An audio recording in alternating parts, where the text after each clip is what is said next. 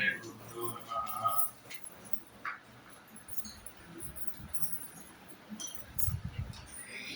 शास्त्रोदितवर्मणा शास्त्रोदितवर्मणा पदमिदं ध्यायन्मदङ्काङ्कितो मन्मन्त्रं जप शास्त्रसम्पदमथो दास्यामि भाग्यैः सह तत्तत्त्वान्यपि बोधयामि तदप्राप्यो मदङ्घ्रिर्भवे विद्या घोषयति वयत्करचरैः संवादिपत्रं भजे निर्मथ्योग्रभवर्णवे निजमनोभीष्टं दिशामि प्रियः सम्यक् ज्ञापयितुं करेण विलसन् मन्थानमन्येन च रम्यं दामोदरमहेशरथग्रामश्रीलोलकृतिः कर्मन्दीश्वरभक्तिबन्धनवशः प्रीतोऽस्तु कृष्णप्रभुः कौशेयपीतवसनाम् अरविन्दनेत्रां पद्मद्वयाभयवरोद्यतपद्महस्ताम् उद्यच्छतार्कसदृशीं परमान्तसंस्थां ध्यायेत् विधीशरदपाद युगाञ्जयित्री सत्सङ्गमानसतरोवरमध्यवर्ती कृष्णाङ्घ्रिचारुकमलार्पितचित्तवृत्तिः शास्त्रादिमञ्जुपदरञ्जितरम्यसंसत् अस्माकरसरसिजेस्तु समध्वहंसः गुरुमखिलगुणज्ञं सद्गुणैकाधिवासं शमदमपरिनिष्ठं सत्त्वनिष्ठं वरिष्ठं सकलजनशिष्टं नित्यनिर्धोतकष्टं हयभवदनिष्टं मद्भजन्तु प्रपन्नाः भवति यदनुभावादेडमुकोऽपि वाग्मीजडमुदिरपि जन्तुः जायते प्राग्दवोभिः सकलवचनचेतो देवता भारती सा श्रीदत्तां सन्निधिं मानसे च नमोपस्तात्विकाः देवाः विष्णुभक्तिपरायणाः धर्ममार्गे प्रेरयन्तु भवन्तः सर्व एव हि मुकोऽपि यत्प्रसादेन मुकुन्दशयनायते राजराजायते रिक्तो राघवेन्द्रं तमश्रुहि तपस्वाध्यायशुश्रूषा कृष्णपूजारतं मुनिं विश्वेशमित्रं वन्दे परिवारचक्रवर्तिनं सीतार्यजीवनादर्शं गीताचार्योक्तिपादकं ख्यातं सर्वजन्यस्तर्यसंवरणकुरुं श्रीगुरुभ्यो नमः हरिः ओम् स्वस्त्यस्तु हताम् अशेषसन्मङ्गलानि भवन्तु सम्यक् श्लोकैकश्रवणपठनमात्रेण वक्तृश्च श्रोत्रीणां निखिललेखकल्मषापमोदनपटुतले श्रीमद्भागवते अद्य कथानुवादस्ति किञ्चित् पूर्वकथानुवादः जन्माद्यस्य यतोऽन्वयादितरश्चार्थेष्वविघ्नस्वराट् देने ब्रह्महृदाय आदिकवये मुह्यन्ति यं सूरयः तेजो वारिवृतां यथा विनिमयो यत्र त्रिसर्गो मृषा धाम्ना स्वेन सदा निरस्तकुहकं सत्यं परं धीमहि नमोऽस्तु शतरूपायां तिस्रः कन्यासुचक्रे आपूतिर्देवहूतिश्च प्रसूतिरितुश्रुताः ನಾಲ್ಕನೆಯ ಸ್ಕಂದದ ಆರಂಭದಲ್ಲಿ ಪ್ರಶ್ನೆ ಮಾಡ್ತಾ ಇದ್ದಾರೆ ಮೈತ್ರೇಯರು. ಮನು ಶುಕರೂಪ ಇವರಿಬ್ಬರಿಗೆ 3 ಜನ ಹೆಣ್ಣು ಮಕ್ಕಳು. ಒಬ್ಬಳು ದೇವಹೂತಿ, ಇನ್ನೊಬ್ಬಳು ಆಕೂತಿ, ಇನ್ನೊಬ್ಬಳು ಪ್ರಸೂತಿ ಅಂತ. ಈ ದೇವಹೂತಿಯನ್ನ ಕರ್ದಮ ಪ್ರಜಾಪತಿಗಳಿಗೆ ಮದುವೆ ಮಾಡಿಕೊಟ್ಟಿದ್ದರು. ಅವರಲ್ಲಿ ಕಪಿಲನಾಮಕ ಭಗವಂತನ ಅವತಾರ, ಅದೆಲ್ಲ ಕಥೆಯನ್ನ ಕೇಳಿ ಆದ ಮೇಲೆ ಮುಂದೆ ಹೇಳ್ತಾ ಇದ್ದಾರೆ, ಆಕೋತಿಂ ರುಚಯೇ ಪ್ರಾದಾತ್. ಆಕೋತಿಯನ್ನ ರುಚಿ ಎಂಬುವಂತವರಿಗೆ ಮದುವೆ ಮಾಡಿಕೊಡ್ತಾ ಇದ್ದಾರೆ. ಅವಳಲ್ಲಿ ಹುಟ್ಟಿದಂತಹ ಯಜ್ಞನಾಮಕ ಭಗವಂತ ಅವರನ್ನ ಪುತ್ರಿಕಾ ಪುತ್ರ ಧರ್ಮತ್ವೇನ ಸ್ವೀಕಾರ ಮಾಡಿ ಮನುಗಳು ಪಾಲನೆ ಮಾಡಿದರು. 8ನೇ ಸ್ಕಂದದಲ್ಲಿ ವಿಶಿಷ್ಟವಾಗಿ ಈ ಯಜ್ಞನಾಮಕ ಭಗವಂತನನ್ನ ಈಶಾವಾಸ್ಯಂ ಸರ್ವಂ ಅಂತ ಹೇಳಿ ಯಾವ ಈಶಾವಾಸ್ಯ ಉಪನಿಷತ್ ಮಂತ್ರಗಳಿಂದಾಗಿ ಸ್ತೋತ್ರ ಮಾಡಿದರೋ ಅದರದ್ದೇ ಆದಂತಹ ಭಾವವನ್ನು ಹೊಂದಿದಂತಹ ಭಾಗವತದಲ್ಲಿ ಆತ್ಮಾವಾಸ್ಯವಿದಂ ಸರ್ವಂ ಎಂಬುವಂತಹ ಸ್ತೋತ್ರವನ್ನು ಮಾಡಿ ಅಲ್ಲಿ ಮನುಗಳಿಗೆ ಅನುಗ್ರಹವನ್ನ ಮಾಡುವ ಪ್ರಸಂಗ ಮುಂದೆ ಬರುತ್ತೆ. ಹೀಗೆ ಪ್ರಸೂತಿಯಲ್ಲಿರುವ ಮಕ್ಕಳನ್ನ ಯಾರ್ಯಾರಿಗೆ ಮದುವೆ ಮಾಡಿಕೊಟ್ರು ಅಂತ ಬಂದಾಗ ಅತ್ರಿ ಋಷಿಗಳ ಮಕ್ಕಳಾಗಿ ದತ್ತಾತ್ರೇಯರು ಬರ್ತಾ ಇದ್ದಾರೆ. ಅನಸೂಯ ಅಂತ ಮಗಳ ಹೆಂಡತಿ ತಪಸ್ಸು ಮಾಡ್ತಾ ಇದ್ದಾರೆ. ತಪಸ್ಸು ಮಾಡಬೇಕಾದ್ರೆ ಇದಕ್ಕೆ ನಾವು ಗುರುಗಳು ದೇವರನ್ನು ಯಾವ ರೀತಿಯಾಗಿ ಚಿಂತನೆ ಮಾಡ್ತೀವಿ ಅಂತ ನೋಡ್ಬೇಕು. ನಾವು ಬರೀ ಕಾಟ ಕೊಡ್ತಾರೆ ಅಂತ ಚಿಂತನೆ ಮಾಡಿದ್ರೆ ನಮ್ಗೆ ಕಾಟವೇ ಉಂಟಾಗುತ್ತೆ. ಯಾಕೆ ಅಂದ್ರೆ ಉದಾಹರಣೆ, ಭಗವಂತನನ್ನ ಸ್ತೋತ್ರ ಮಾಡಬೇಕಾದ್ರೆ ವಿಶ್ವೋದ್ಭವ ಸ್ಥಿತಿ ಲಯೇಷು ವಿಭಜ್ಯಮಾನೈಹಿ ಮಾಯಾ ಗುಣೈಹಿ ಅನಗುಣಂ ಪ್ರಗೃಹೀತ ದೇಹಾಃ ಯೇ ಬ್ರಹ್ಮ ವಿಷ್ಣು ಗಿರೀಶಾಃ ಪ್ರಣತೋಸ್ಮ್ಯಹಂ ವಸ್ತೇಭ್ಯಶ್ಚ ಏವ ಭವತಾಂ ಸ್ಥಿತಿಹೋಪಯೂತಃ ಅಂತ ಅತ್ರಿ ಋಷಿಗಳು ಪ್ರಶ್ನೆ ಮಾಡ್ತಾರೆ. ನಾನು ಸೃಷ್ಟಿ ಸ್ಥಿತಿ ಲಯ ಮೂರನ್ನು ಮಾಡುವ ಭಗವಂತ ನೀನು ಅಂತ ಸ್ತೋತ್ರ ಮಾಡಿ ತಪಸ್ಸು ಮಾಡ್ತಾ ಇದ್ರೆ ನೀವ್ ಯಾಕೆ 3 ಜನ ಬಂದಿದ್ದೀರಿ? ಯಾರು 3 ಜನ? ಬ್ರಹ್ಮದೇವರು, ರುದ್ರದೇವರು ಮತ್ತು ಭಗವಂತ.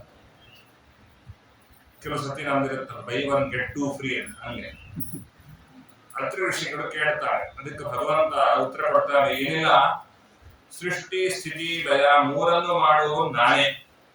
ವ್ಯತ್ಯಾಸ ಇಷ್ಟೇ, ಸೃಷ್ಟಿಯನ್ನು ಮಾಡಬೇಕಾದ್ರೆ ಬ್ರಹ್ಮದೇವರ ಒಳಗೆ ಬ್ರಹ್ಮರೂಪನಾಗಿರ್ತೀನಿ, ಸಂಹಾರ ಮಾಡಬೇಕಾದ್ರೆ ರುದ್ರರೊಳಗೆ ರುದ್ರರೂಪನಾಗಿರ್ತೀನಿ.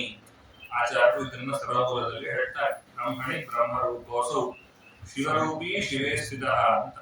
ಹಾಗಾಗಿ ಅವರವರ ಅಂತರ್ಯಾಮಿಯಾದ ಕರ್ತೃತ್ವದಲ್ಲಿ ಚಿಂತನೆ ಮಾಡಿದ್ರಿಂದಾಗಿ ಬ್ರಹ್ಮರೂಪವನ್ನ ಬಿಟ್ಟು ಬ್ರಹ್ಮದೇವರನ್ನ ಬಿಟ್ಟು ಬ್ರಹ್ಮರೂಪ ಬರಲಿಕ್ಕೆ ಸಾಧ್ಯವಿಲ್ಲ.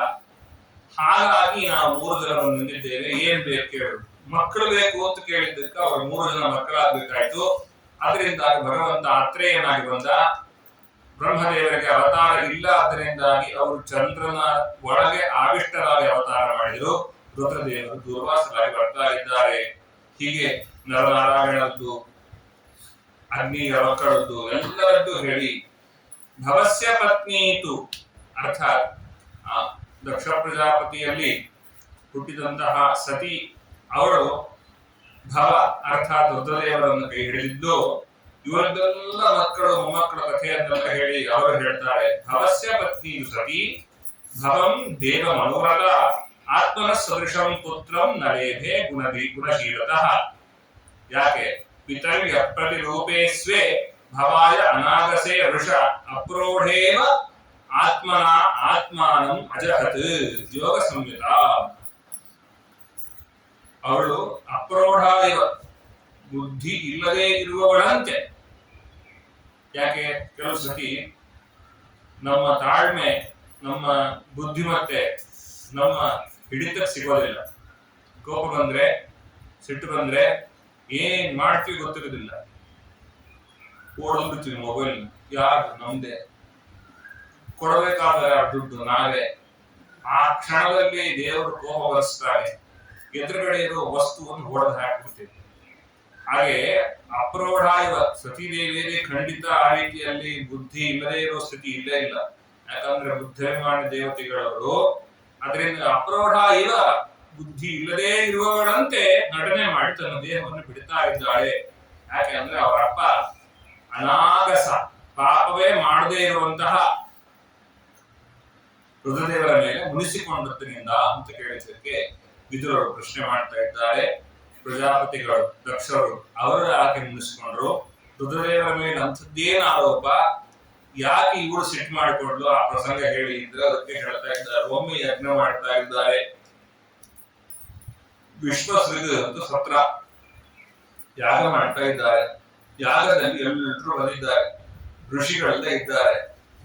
ಎಲ್ಲ ಋಷಿಗಳು, ದೇವತೆಗಳು, ಇಡೀ ಸಭೆ ತುಂಬಿದೆ. ಆ ಸಭೆಯಲ್ಲಿ ದಕ್ಷ ಪ್ರಜಾಪತಿಗಳು ಬಂದರು. ಬಂದಾಗ ಎಲ್ಲರೂ ಎದ್ದು ನಿಲ್ತಾ ಇದ್ದಾರೆ ಅಲ್ವಾ? ನಾವು 4 ಜನ ಕೂತಾಗ ದೊಡ್ಡವರು ಬಂದಾಗ ಏನ್ ಮಾಡ್ಬೇಕು? ಅವ್ರು ಬಂದ್ರು ಅಂತ ಕಾಲ ಮೇಲೆ ಕಾಲ ಹಾಕೊಂಡು ಕೂತ್ಕೊಳ್ಳೋದಲ್ಲ. ಬರೋಕಂತ ನಾನು ಎಂದಿಂದ ಇರ್ತೀವಿ, ಬಂದ್ಮೇಲೆ ಕಾಲ ಮೇಲೆ ಕಾಲ ಹಾಕ್ತೀವಿ, ನಾವೇನ್ ಕಮ್ಮಿ ಅಂತ. ಹಾಗೆ ಮಾಡೋದಲ್ಲ. ದೊಡ್ಡವರು ಬಂದಾಗ ಎದ್ದೇಳ್ಬೇಕು ಅಂತ ದೇವತೆಗಳೇ ಎದ್ದು ನಿಂತ್ಕೊಂಡ್ರಂತೆ. ಎಲ್ರು ಎದ್ ನಿಂತು ಮರ್ಯಾದೆ ಮಾಡ್ತಾ ಇದ್ದಾರೆ. ಸಾಮಾನ್ಯ ಎಲ್ರು ಎದ್ ನಿಂತು ಮರ್ಯಾದೆ ಮಾಡಿದ್ರೆ ನಮ್ಮ ಮನೆಯವರೇ ಅವ್ರಿಗೆ ಮರ್ಯಾದೆ ಮಾಡ್ತಾರೆ. ಹಾಗೇನೆ ಅವರ ಅಳಿಯಂದ್ರಾದಂತಹ ರುದ್ರದೇವರು ಅವ್ರು ಎದ್ದೇಳಿಲ್ಲ, ಗೌರವ ಕೊಟ್ಟಿಲ್ಲ. 2 ನಿಮಿಷ ನೋಡಿದ್ರು ಪುರುಷರ ಗೊತ್ತಾಗಲ್ಲ ಬಂದಿರೋದು ತಿಳಿಸ್ಲಿ ಅಂತೆಲ್ಲ ಅಂತಿರ್ತೀವಿ ನಾವು ಬಂದಿದ್ದೀವಿ. ದಕ್ಷ ಪ್ರಜಾಪತಿಗಳ ಕಾದ್ರು ಕೂಡ ಅವರು ಯಾವುದೇ ರೀತಿಯಾದಂತಹ ವಿಚಲಿತರಾಗದೆ ನಮಸ್ಕಾರವನ್ನು ಮಾಡಲಿಲ್ಲ. ಅದನ್ನು ಹೇಳ್ಬೇಕಾದ್ರೆ ಅವರೇ ಹೇಳ್ತಾರೆ ದಕ್ಷ ಪ್ರಜಾಪತಿಗಳು ವಾಚಾಪಿ ಏನ್ ಚೆನ್ನಾಗಿದ್ರೆ ಮಾನ ಅಂತ ಬಾಯಲ್ಲೂ ಕೂಡ ಕೇಳಲಿಲ್ಲ. ಎದ್ ನಮಸ್ಕಾರ ಮಾಡೋದಿರ್ಲಿ, ಯಾಕೆ ನಮಸ್ಕಾರ ಮಾಡ್ಬೇಕು ಅಂತ ಪ್ರಶ್ನೆ ಬರುತ್ತೆ. ಇವೆಲ್ಲ ನಾವೆಲ್ಲ ಒಂದೇ ಅಲ್ಲ. ಮಗಳನ್ನ ಮದುವೆ ಮಾಡಿಕೊಡ್ಬೇಕಾದ್ರೆ ಯಾರಿಗೆ ಮದುವೆ ಮಾಡಿಕೊಡ್ತಾನೋ ಅವನ ಶಿಷ್ಯ ಮಗನ ಸಮಾನ. ಅದರಿಂದಾಗಿ 5 ಜನ ತಂದೆಯರಲ್ಲಿ ಒಬ್ರು ಕನ್ಯಾದಾತನು ಸೇರ್ತಾನೆ. ಅದರಿಂದ ಕನ್ಯಾದಾತರು ನನ್ನ ತಂದೆ ಸಮಾನ. ಅದರಿಂದಾಗಿ ಅವರಿಗೆ ನಮಸ್ಕಾರ ಮಾಡಬೇಕಾದ ಕರ್ತವ್ಯ ರುದ್ರದೇವರದ್ದು. ಅದರಿಂದಾಗಿ ಎಲ್ಲರೂ ಊರ್ನವರೆಲ್ಲ ಮೊನ್ನೆ ಮಾಡ್ತಿರ್ಬೇಕಾದ್ರೆ ನನ್ನ ಅಳಿಯಂದ್ರೆ ಹೀಗೆ ಮಾಡ್ಬಿಟ್ರಲ್ವಾ ಅಂತ ಅವರಿಗೆ ಬೇಸರ ಇತ್ತು. ಎಲ್ರು ಕೇಳೋ ತರ ಕ್ರಿಸ್ತಾ ಇದ್ದ. ನೋಡ್ರಿ, ತಪ್ಪು ತಿಳ್ಕೋಬೇಡಿ. ಈ ಸಭೆಯಲ್ಲಿ ಇವಾಗ ಬಂದದ್ದು ಒಂದು ರೀತಿಯ ಅವಶ್ಯಕ. ಒಬ್ಬ ಬರಲೇಬಾರದಿತ್ತು. ಎಲ್ಲ ಒಳ್ಳೆಯವರು ಬಂದಿದ್ದೀವಿ, ಎಲ್ಲ ಸರಿ ಇದೆ, ಇವಾಗ ಬಂದದ್ದೊಂದು ಸರಿ ಇಲ್ಲ. ಅಲ್ಲಿ ಹೇಳ್ಬೇಕಾದ್ರೆ ಏಷಮೇ ಶಿಷ್ಯತಾಂ ಪ್ರಾಪ್ತಃ ಯನ್ಮೇ ದುಹಿತು ಅಗ್ರಹೀತ್. ಇವರಿಗೆ ನನ್ನ ಮಗಳನ್ನು ಮದುವೆ ಮಾಡಿ ಕೊಟ್ಟಿದ್ದೀನಿ, ಅದರಿಂದ ನನ್ನ ಶಿಷ್ಯ ನನಗೆ ನಮಸ್ಕಾರ ಮಾಡಬೇಕು ಖಂಡಿತ. ಏನು ಮಾಡ್ತಾ ಇಲ್ಲ. ವಾಚಾಪ್ಯಕೃತ ನೋಚಿತಂ, ಬಾಯಿ ಮಾತಲ್ಲೂ ಹೇಳುದಿಲ್ಲ. ಕೆಲಸಕ್ಕೆ ನಾವು ಕಣ್ಣೆತ್ತಿ ನೋಡಲ್ಲ ನೋಡಿ. ಕೆಲವೊಮ್ಮೆ ಅವ್ರು ನಮ್ಮನ್ನು ಏನೋ ಮಾತಾಡಿಸ್ಬೇಕು ಅಂತಿರ್ತಾರೆ, ನಾವಿಲ್ಲೆಲ್ಲೋ ನೋಡಿರ್ತೀವಿ. ಏನ್ ಮಾಡಿದ್ರು ನಮ್ ಕಡೆ ನೋಡ್ತಾ ಇಲ್ಲ, ಅದು ಮಾಡ್ತಾ ಇಲ್ಲ. ನನ್ನ ಮಗಳು ಒಳ್ಳೆಯ ಎಳೆ ಜಿಂಕೆಯ ಕಣ್ಣಿದ್ದವಳು, ಅವಳು ತಗೊಂಡು ಕೋತಿ ಕಣ್ಣನ್ನು ಕೊಟ್ಬಿಟ್ನಲ್ಲ. ಗೃಹೀತ್ವ ಮೃಗಶಾಭಾಕ್ಷ್ಯ ಪಾಣಿ, ಅವಳ ಕೈಯನ್ನ ಮಕ್ಕಳ ಗೋಚರ ನನ್ನ ಅಡಿಯಂತ ಇವರಿಗೆ ಕೊಟ್ಬಿಟ್ನಲ್ಲ ಅಂತ. ಎದ್ದೇಳಬೇಕು, ನಮಸ್ಕಾರ ಮಾಡಬೇಕು, ಇದೆಲ್ಲ ಯಾವ ಸೌಜನ್ಯವೂ ಇಲ್ಲ. ಯಾವಾಗ ನೋಡೋದು ಘೋರ ಭೂತಗಳೊಟ್ಟಿಗೆ ತಿರುಗ್ತಾ ಇರ್ತಾರೆ. ಫ್ರೆಂಡ್ಸ್ ಸರ್ಕಲ್ ಸರಿ ಇಲ್ಲ.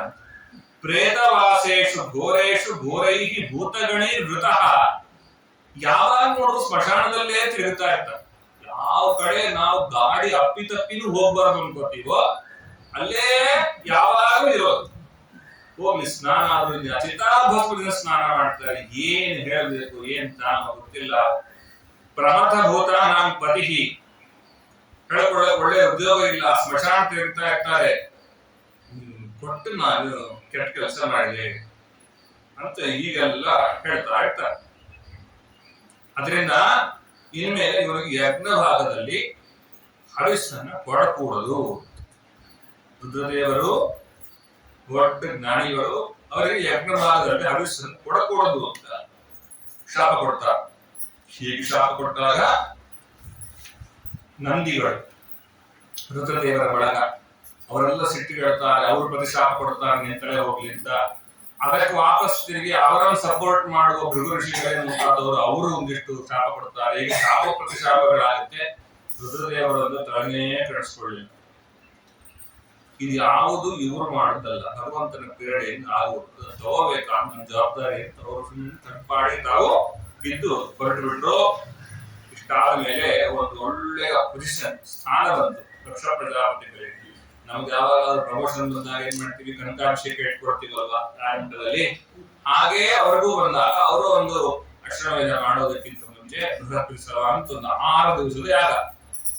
6 ದಿವಸದ ಯಾಗ ಬೃಹಸ್ಪತಿತ್ಸವದಲ್ಲಿ ಬಂದವರಿಗೆಲ್ಲರಿಗೂ ಉಪಚಾರ ಮಾಡ್ಬೇಕು. ಇವರಿಗೆ ಉಪಚಾರ ಮಾಡೋದಿಲ್ಲ ಅಂತ ಹೇಳಿಕೆ ಇಲ್ಲ. ಹಾಗಾದ್ರೆ ಆ ಯಜ್ಞಕ್ಕೆ ಎಲ್ರನ್ನೂ ಕರೆಸಿದ್ದಾರೆ. ಆ ಯಜ್ಞಕ್ಕೂ ಹೋಗುವವರೆಲ್ಲ ರೂಟ್ ಬಂದು ಕೈಲಾಸ ಮುಂದೆನೆ ಹೋಗ್ಬೇಕು. ಸತೀದೇವಿ ಮತ್ತು ರುದ್ರದೇವರಿದ್ದಾರೆ, ಅವ್ರ ಮನೆ ಮುಂದೆನೆ ಹೋಗ್ಬೇಕು. ಹೋಗುವಾಗಲೆಲ್ಲ ಎಲ್ರು ಅವ್ರನ್ನ ನೋಡ್ತಾ ಇದ್ದಾರೆ. ಕೇಳಿದ್ರು, ಎಲ್ಲ ಹೊರಟಿದ್ದೀರಿ ಅಂತ. ಗೊತ್ತಿಲ್ವಾ, ನಿಮ್ ತಂದೆನೇ ಯಜ್ಞ ಮಾಡ್ತಾ ಇದ್ದಾರೆ, ಅಲ್ಲಿ ಗೊತ್ತಿದ್ದೀವಿ, ನೀವ್ ಯಾವಾಗ ಬರ್ತೀರಿ ಅಂತೆಲ್ಲ ಕೇಳ್ಕೊಂಡ್ರು. ಅಲ್ಲಿಗೆ ಶುರುವಾಯ್ತು ಸತೀದೇವಿಗೆ. ಅವ್ರು ಬಂದು ಏಕಾಂತದಲ್ಲಿ ಹೇಳ್ತಾ ಇದ್ದರಂತೆ, ನನ್ನ ಅಪ್ಪ ಯಾಗ ಮಾಡ್ತಾ ಇದ್ದಾರಂತೆ, ಅವ್ರ ಮನೆಯಲ್ಲಿ ತುಂಬಾ ಒಳ್ಳೆ ಕಾರ್ಯಕ್ರಮ, ಯಜ್ಞಕ್ಕೆ ಕರೆಯೋದು ಮರ್ತಿರ್ಬೋದು, ಇಲ್ಲ ಅಂದಿಲ್ಲ, ಹೋಗೋಣ ಬನ್ನಿ. ಕೆಲವು ಸತಿ ಆಗತ್ತೆ, ಕೆಲವು ಸತಿ ಆಗುತ್ತೆ, ಕೆಲವು ಸತಿ ಆಗ್ತಾನೇ ಇರುತ್ತೆ, ಹೇಳೋದೇ ಇಲ್ಲ, ಆ ಕಡೆಯಿಂದ ಯಾವುದೂ ಇಲ್ಲ. ಅಡಿ ಅಂದ್ರೆ ಹೇಗಿರ್ಬೇಕು ಅಂತ ನಾವು ಪಾಠ ಹೇಳ್ಕೊಡ್ತೀವಿ. ಮದುವೆ ಆದ ಹೊಸದಲ್ಲಿ ಅಡಿಯಂದ್ರು ಬಂದ್ರು ಅಂತ ಕಾಲ್ ತೊಳಿತಾರಂತೆ, ಒಳಗ್ ಕರಿತಾರಂತೆ, ಮಣೆ ಹಾಕ್ತಾರಂತೆ. ನಮ್ ಗುರುಗಳು ಪಾಠ ಮಾಡ್ಬೇಕಾದ್ರೆ ಪೌರೋಹಿತ್ಯ ಪಾಠ ಮಾಡುವಾಗ ಕಿಟ್ಟಿ ಆಚಾರ್ಯ ಅಂತ ಅವ್ರು ಕೃಷ್ಣಾಚಾರ್ಯ ಅವ್ರು ಹೇಳ್ತಿದ್ರು, ಫಸ್ಟ್ ಮಣೆ ಹಾಕ್ತಾರೆ, ಇನ್ನೊಂದು ತಿಂಗಳು 2 ತಿಂಗಳು ಆಗತ್ತೆ, ದೀಪಾವಳಿ ಮುಗಿಯತ್ತೆ, ಎಲ್ಲ ಆಗತ್ತೆ, ಆಮೇಲೆ ಅಡಿಯಂದ್ರು ಬಂದ್ರು ಏನೇ ಮಣೆ ಹಾಕಿ ಅಂತ. ಇನ್ನೊಂದ್ 3 ತಿಂಗಳು ಹೋಗತ್ತೆ, ದೀಪಾವಳಿ ಮುಗಿದು ಯುಗಾದಿ ಬರುತ್ತಲ್ಲ, ಯುಗಾದಿ ಬಂದಾಗ ಓ ಅಡಿಯಂದ್ರು ಬಂದ್ರು ಬನ್ನಿ ಬನ್ನಿ ಅಂತ ಅಂತಾರೆ, ಮಣೆ ಹಾಕ್ರಿ ಯಾರೋ 3ನವ್ರಿಗೆ ಹೇಳ್ತಾರೆ. ಆಮೇಲಿಂದ ಅಡಿಯಂದ್ರೆ ಬನ್ರಿ ಅಂತಾರೆ, ಅಲ್ಲಿ ಮಣೆ ಇದೆ ಅಂತಾರೆ. ಆಮೇಲಿಂದ ಬಂದವ್ರಿಗೆ ಬಂದ್ರ ಬನ್ನಿ ಅಂತ ಅಂತಾರೆ. ಇಷ್ಟು ಇಟ್ಕೋಬಾರದು, ಬಂದಾಗ ಮಣೆ ಹಾಕಿ ಕೂಡ್ಸೋ ತನಕ ಮಾತ್ರ ಇಟ್ಕೊಳ್ಬೇಕು, ಮಣೆ ಅಲ್ಲಿದೆ ಅಂತ ತೋರ್ಸೋ ತನಕ ಹೋಗ್ಬಾರ್ದಪ್ಪ ಅಂತ ಹೇಳ್ತಿದ್ರು. ಋತುದೇವರಂದ್ರು ಕೆಲವು ಸತಿ ಕರೆಯದೇ ಇರೋದು ನಂಗೆ ಅವಮಾನ ಮಾಡೋದಕ್ಕೋಸ್ಕರವೇನೆ, ಆ ಸಂದರ್ಭದಲ್ಲಿ ಹೋಗ್ಬಾರಮ್ಮ ಅಂತ ತಿಳಿ ಹೇಳ್ತಾರೆ. ಇಲ್ಲಪ್ಪ ನಿಮಗೆ ಗೊತ್ತಿಲ್ಲ, ತಸ್ಮಿನ್ ಭಗಿನ್ಯೋ ಮಮ ಭರ್ತೃ ಭಿಸ್ವತೀಹಿ, ನನ್ನ ತಂಗಿರು ಅಕ್ಕಂದ್ರು ಅವ್ರ ಗಂಡನ ಕರ್ಕೊಂಡ್ ಬರ್ತಾರೆ, ಅವ್ರ ಗಂಡಂದ್ರು ಬಂದ್ರು, ಅವರನ್ನೆಲ್ಲ ಕರೆದಿದ್ದಾರೆ, ಅವರೆಲ್ಲ ಬಂದಿದ್ದಾರೆ ಅಂದ್ಮೇಲೆ ಬೇಕಂತ ಇನ್ನೇನ್ ಬಿಟ್ಟಿರ್ತಾರೆ ಏನೋ, ಬೇರೆ ಹೋಗೋಣ ಬನ್ನಿ, ಎಲ್ಲರೂ ಬರ್ತಾರೆ. ಎಲ್ಲರೂ ಬಂದು ಅವ್ರಿಗೆ ಏನೇನ್ ಬೇಕೋ ಅದನ್ನ ತಗೋತಾರೆ. ಅದನ್ನ ಹೇಳ್ತಾರೆ ಅಹಂ ಚ ತಸ್ಮಿನ್ ಭವತಾ ಅಭಿಕಾಮಯೇ, ನನ್ಗೆ ಹಠ ಇದೆ ನೀವು ಬರ್ಬೇಕು ಅಂತ ಹೇಳಿ. ಹೆಣ್ಣು ಮಕ್ಕಳ ತವರ ಮನೆ ಕಾರ್ಯಕ್ರಮ ಅಂದ್ರೆ ಗಂಡಂದ್ರು ಬರ್ಬೇಕು ಅಂತ ಹೆಣ್ಣು ಮಕ್ಕಳು, ಯಾಕಂದ್ರೆ ಪ್ರಶ್ನೆ, ಅವ್ರು ಬಂದಿರ್ತಾರೆ, ಇವ್ರು ಬಂದಿರ್ತಾರೆ, ನಮ್ಮ ಮನೆಯವ್ರು ಬರ್ಲಿಲ್ಲ ಅಂದ್ರೆ ಏನ್ ಗೊತ್ತಿಲ್ಲ, ನನ್ಗದು ನೀವು ಬರ್ಬೇಕು ಅಂತ ಹಠ. ಅಷ್ಟೇ ಅಲ್ಲ, ಸಹೋಪನೀತಂ ಪರಿವರ್ಧನ ರಹಿತು, ನನ್ನ ಜೊತೆ ಕೂತ್ಕೋಬೇಕು, ನಮ್ಮ ಅಪ್ಪ ತನ್ನ ಸೀರೆ ತಗೋಬೇಕು, ಎಲ್ಲ ತಗೋಬೇಕು ನಾವು, ಅಂದ್ರೆ ಅದು ಹಕ್ಕ, ಅದು ಬೇಕು ಇದು ಬೇಕು ಅಂತ ಹೇಳ್ತೇವೆ. ಎಲ್ರು ಕೊಡ್ತಾರೆ, ನೀವು ಬರ್ಬೇಕು. ಎಲ್ರು ನಮ್ ಚಿಕ್ಕಮ್ಮ ಬಂದಿರ್ತಾರೆ, ಅವ್ರನ್ನ ಮಾತಾಡಿಸ್ತಾರೆ. ನಾನು ಹೋಗ್ಲಿಲ್ಲ ಅಂದ್ರೆ ಹೇಗೆ, ಇಷ್ಟು ಹೇಳಿದ್ರು ಕೇಳಲಿಲ್ಲ, ಅಲ್ಲ ನಾನು ಇಷ್ಟು ಮಾತಾಡ್ತಾ ಇದ್ದೀನಿ, ನನ್ನ ಕಡೆ ತಿರುಗು ನೋಡ್ತಿಲ್ವಲ್ಲ ನೀವು,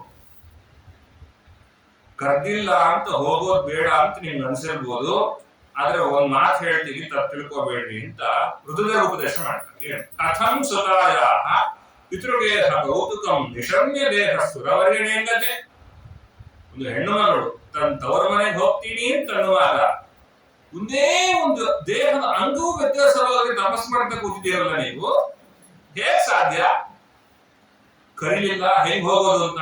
ಅನಾಹುತ ಅಪ್ಯಭಿಯಾಂತಿ ಸೌಹೃದಾತ್, ಒಳ್ಳೆಯ ಭಾವದಿಂದಾಗಿ ಕರಿದೇ ಇದ್ರು ಹೋಗ್ಬೇಕು ಕೆಲವು ಕಡೆಗೆ. ಅಲ್ಲಿ ಭರ್ತೃ ಗುರೋ ದೇಹ ಕೃತಶ್ಚ ಕೇತನ, ಗಂಡನ ಮನೆಗೆ ಹೋಗ್ಬೇಕಾದ್ರೆ ಪರ್ಮಿಷನ್ ಬೇಕಾಗಿಲ್ಲ. ಇನ್ನೊಂದು ನಮ್ ಕರ್ದಿಲ್ಲ ಹೆಂಗ್ ಹೋಗೋದು?